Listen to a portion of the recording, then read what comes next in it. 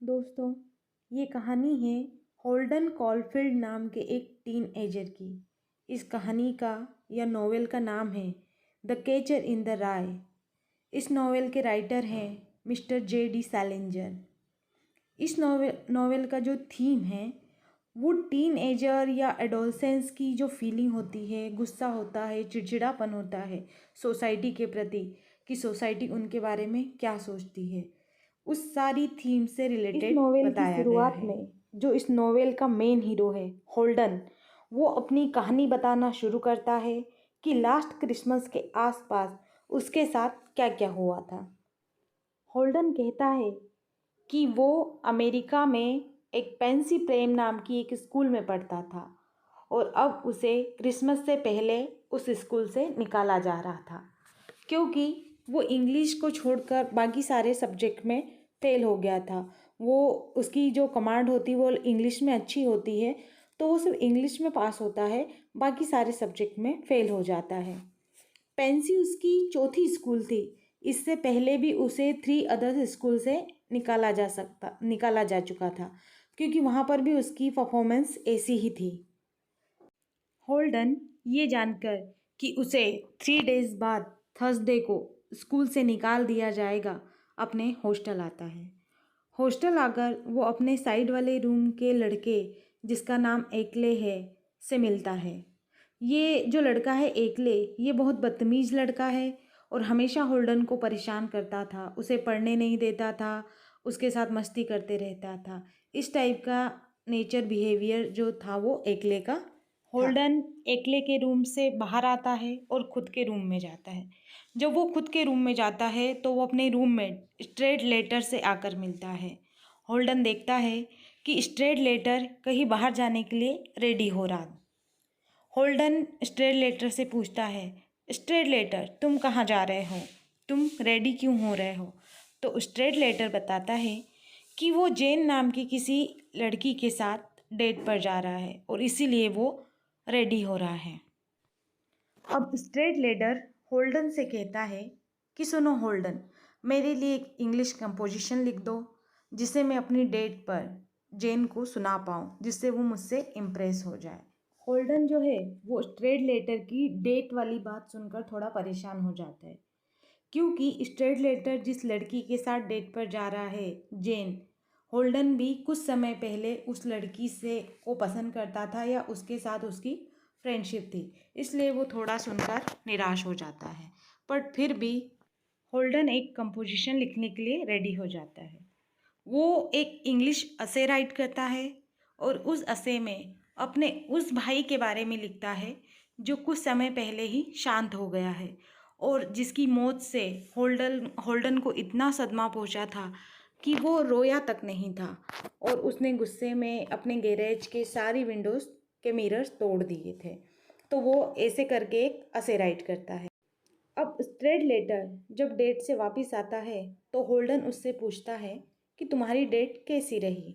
Straight letter गुस्सा हो जाता है, उस लिखी हुई कंपोजिशन के पेपर को फाड़कर होल्डन के ऊपर फेंक देता है और कहता है कि तुमने बिल्कुल बकवास लिखा, मेरी डेट कैसी थी अब मैं ये तुमको नहीं बताऊंगा। इस बात को लेकर स्ट्रेट लेटर और होल्डन में थोड़ा सा कहा सुनी हो जाती है और एक दूसरे पर गुस्सा हो जाते हैं। होल्डन जो है इन सब बातों से परेशान हो जाता है। उसे अब पेंसी पे स्कूल में बिल्कुल अच्छा नहीं लग रहा है और इसलिए वो समय से पहले ही 2-3 दिन पहले ही स्कूल छोड़ने का फैसला करता है। वो रात में ही स्कूल से भाग जाता है। अब वो सोचता है कि मैं घर तो नहीं जा सकता, अच्छा होगा कि मैं घर तब जाऊं जब स्कूल वाले मेरे घर मेरे पेरेंट्स को इन्फॉर्म कर दे। ऐसा सोचकर वो न्यूयॉर्क सिटी चला जाता है और फैसला करता है कि वो 2-3 दिन न्यूयॉर्क ही घूम लेगा और फिर जब उसके पेरेंट्स को पता चल जाएगा तब वो अपने घर चला जाएगा। ऐसा सोचकर वो न्यूयॉर्क चला जाता है। जब न्यूयॉर्क में वह एक टैक्सी से होटल जा रहा होता है तो वो ड्राइवर से पूछता है कि सर्दियों के दिनों में ये जो सेंट्रल पार्क है, यहाँ पर जो डक पॉन्ड है, उसमें तो बर्फ़ जम जाती होगी, तो फिर ये बतखें, ये डक्स कहाँ जाती है? ड्राइवर को होल्डन की बातें सुनकर ऐसा लगता है कि जैसे होल्डन कोई पागल लड़का है। वो टैक्सी ड्राइवर होल्डन को अपने होटल ड्रॉप करता है और चला जाता है। होल्डन रात को एक नाइट क्लब जाता है और होल्डन को वहाँ एक लड़की मिलती है, सनी नाम की। ये सनी नाम की जो लड़की है ये प्रोस्टिट्यूट है।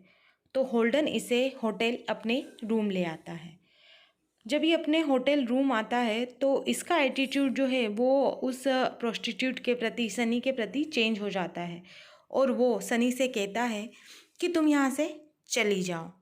सनी अपने पैसे ले लेती है और चली जाती है। अब होल्डन बहुत अकेला फील कर रहा होता है तो वो अपनी ओल्ड फ्रेंड सेली को कॉल करता है और कहता है, सेली क्या तुम कल मेरे साथ डेट पर आओगी? सेली मान जाती है और आने के लिए हाँ कर देती है। दूसरे दिन होल्डन सुबह रेडी होकर होटल से निकलकर सेली से मिलने चला जाता है। सेली और होल्डन पहले एक प्ले देखने जाते हैं और जब होल्डन प्ले देखकर रिटर्न वापस आ रहा होता है, मतलब सेली और होल्डन जो है वो प्ले देखकर जब वापस आ रहे होते हैं तो होल्डन एक स्टोर में जाता है और उस स्टोर से एक रिकॉर्डर खरीदता है। वो ये रिकॉर्डर अपनी छोटी सिस्टर, होल्डन ये रिकॉर्डर जो है वो अपनी छोटी सिस्टर फोइबी के लिए परचेस कर रहा है क्योंकि वो फोइबी से बहुत प्यार करता है और उसे सरप्राइज़ देना चाहता था। जिस स्टोर से होल्डन ये रिकॉर्डर लेता है वहाँ एक बॉय कुछ सिंगिंग कर रहा होता है। वो गा रहा होता है, if a boy catch a body coming through the rye. ये गाना सुनकर होल्डर का मूड भी बहुत अच्छा हो जाता है, उसे भी बहुत अच्छा अच्छा फील होने लगता है। फिर होल्डन और सेली एक पार्क जाते हैं। वहाँ होल्डन सेली को सोसाइटी के बारे में अपने थॉट्स बताता है। वो बताता है कि वो सोसाइटी के बारे में क्या सोचता है और सेली को ये सब सुनकर बड़ा शौक लगता है क्योंकि जो होल्डन की बातें हैं वो सोसाइटी के बिल्कुल अपोजिट है। मतलब उसके मन में सोसाइटी के लिए बहुत गुस्सा भरा है, बहुत एंगर है, बहुत चिड़चिड़ापन है। ऐसा लगता है जैसे वो सोसाइटी में रहना ही नहीं चाहता या सोसाइटी से बहुत परेशान है। होल्डन सेली से कहता है कि सेली चलो हम कहीं भाग चलते हैं, हम अपनी पूरी ज़िंदगी एक केबिन में एक साथ गुजार देंगे। और कुछ ऐसी बातें सुनकर सेली को बड़ा अजीब सा लगता है और फिर होल्डन और सेली में कुछ तू में हो जाती है और सेली वहाँ से चली जाती है। होल्डन अपने होटल पहुँचता है और फिर से बहुत लोनलीनेस, अकेलापन महसूस करता है और वो अपने एक फ्रेंड कार्ल लुइस को ड्रिंकिंग पर मीटिंग के लिए इनवाइट करता है। कार्ल लुइस आ जाता है।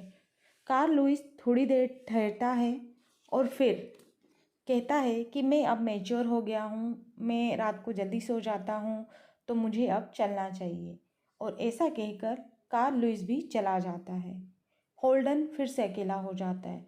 वो उस रात बहुत ड्रिंकिंग करता है, बार में गर्ल्स के साथ फ्लर्ट भी करता है और सेली से भी माफ़ी मांगने के लिए कॉल भी करता है, पर सेली उसे माफ़ नहीं करती और इन सब चीज़ों से वो बहुत डिप्रेस होने लगता है।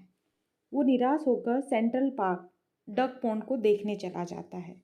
वो देखता है वहाँ पर भी डक्स नहीं है और सारी बर्फ़ फ्रीज हो चुकी है।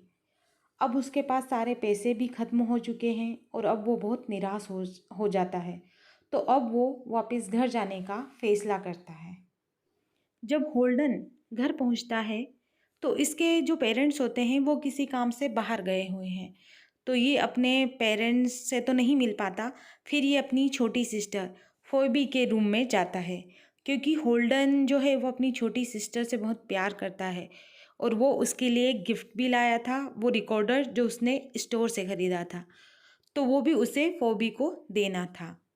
ये जो फोबी है ये होल्डन के बहुत क्लोज़ है और होल्डन सारी बातें फोबी से शेयर करता है।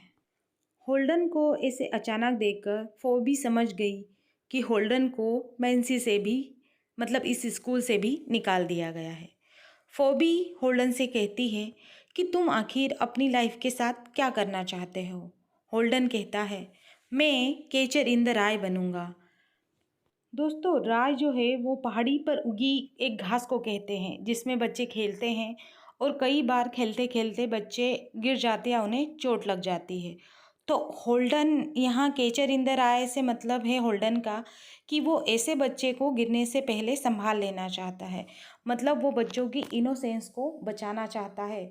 जो सोसाइटी उनके साथ टीनेजर्स के साथ मिसबिहेव करती है। जब होल्डन के पेरेंट्स घर आते हैं तो होल्डन चुपके से निकल जाता है और रात में ही अपने एक ओल्ड टीचर मिस्टर एंटोलिनी को मिलने जाता है। एंटोलिनी उसका बहुत वार्म वेलकम करते हैं, पर उसे साथ ही समझाते भी हैं कि तुमने जो किया वो गलत है, और उसे सोफे पर सोने के लिए कह देते हैं। जब वो रात को सोफे पर सो रहा होता है तो अचानक उसकी नींद खुल जाती है और वो क्या देखता है कि मिस्टर एंटोलिनी उसके सर पर हाथ फेर रहे होते हैं। वो समझ जाता है कि मिस्टर एंटोलिनी गे है और उससे फिजिकल रिलेशन बनाने की कोशिश कर रहे हैं, और वो रात में ही यहाँ से भाग जाता है। अब होल्डन बहुत डिप्रेशन महसूस करता है और वो फोबी को एक लेटर लिखता है। वो कहता है, फोबी, मैं यहाँ से बहुत दूर जा रहा हूँ। तो फोबी जो है उसे होल्डन को एक लास्ट टाइम मिलने के लिए कहती है। होल्डन मान जाता है और दूसरे दिन उसे सेंट्रल म्यूजियम मिलने बुला लेता है। दूसरे दिन फोबी एक सूटकेस के साथ आती है और कहती है कि मैं भी तुम्हारे साथ चलूँगी।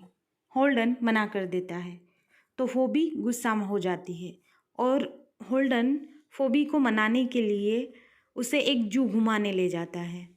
जब वो जू जाता है तो वो फोबी के लिए एक कैरोसेल का टिकट खरीदता है और फोबी इस कैरोसेल में बैठकर बहुत इंजॉय करती है। वो भी फोबी को खुश देखकर बहुत खुश हो जाता है।